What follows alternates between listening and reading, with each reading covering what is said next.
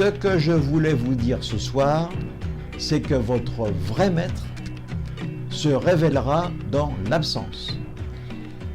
Et jusqu'à présent, je ne vous en avais jamais parlé.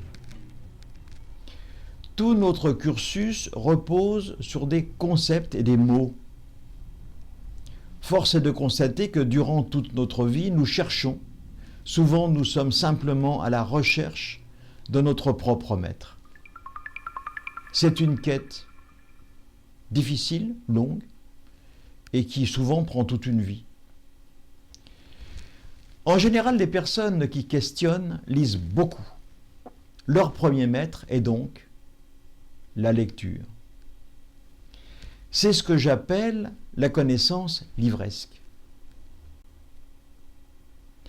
Donc, on commence par un auteur, puis on en découvre un autre, et puis encore un autre. C'est sans fin. Et à chaque fois, nous essayons d'analyser, de les comparer les uns par rapport aux autres, ce qu'ils ont dit, ce qu'ils n'ont pas dit. Et cette recherche-là, c'est un petit peu comme sur Internet. Jamais ça ne finit. Vous avez remarqué sur Internet, on saute du coq à l'âne.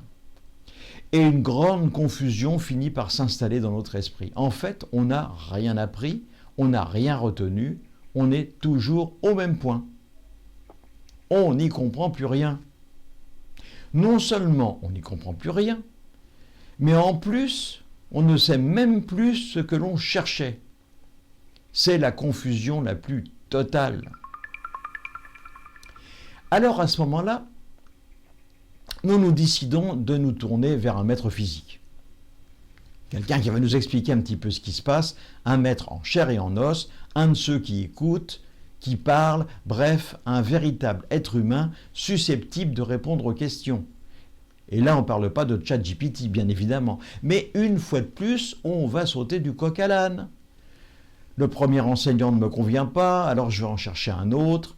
Et là, on met en route le supermarché de la sagesse. Il y en a même qui partent en Inde, et puis qui reviennent avec rien.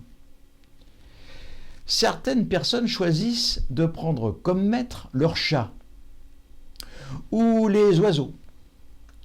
Et il n'est pas faux de dire qu'un chat est en quelque sorte, à travers sa nature de chat, et lorsqu'il l'exprime totalement, un maître, le chat nous enseigne beaucoup. En ce moment même, dehors, durant cet enseignement, les oiseaux chantent. Ils nous en disent beaucoup sur leur nature. Peut-être que vous ne les entendez pas, mais moi je les entends en ce moment. Lorsque l'on vient dans un dojo, en général, on vient y chercher un maître. Mais pas toujours. Ce que l'on ne sait pas, c'est qu'au final, il s'agit de découvrir que son véritable maître se cache où? À l'intérieur de soi-même. Toutefois, tant que l'on considère que notre propre maître est nous-mêmes, et après l'avoir découvert, ou la recherche de nous-mêmes, ou la reconnaissance de nous-mêmes, ou même la découverte de nous-mêmes, bref, eh bien, ça finit par ne plus fonctionner.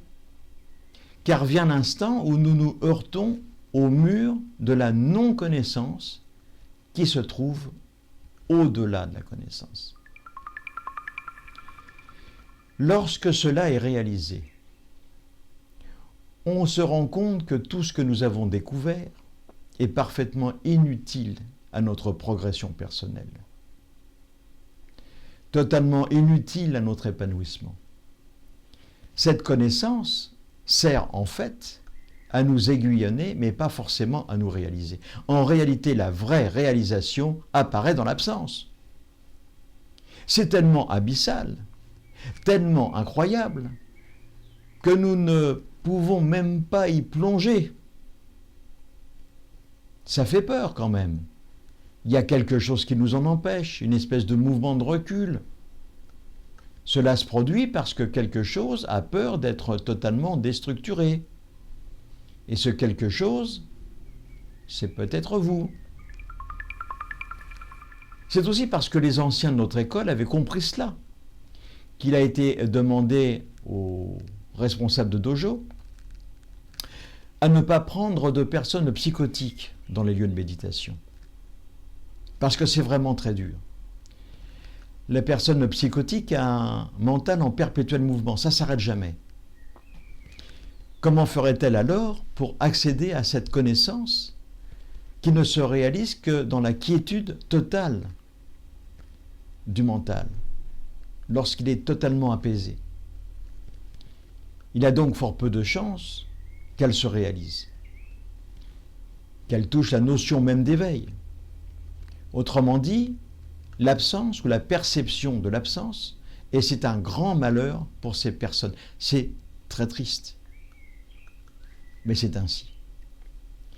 Voilà, je pense que ce petit enseignement qui va clore cette série était très important. N'ayez pas peur d'aller au bout du chemin.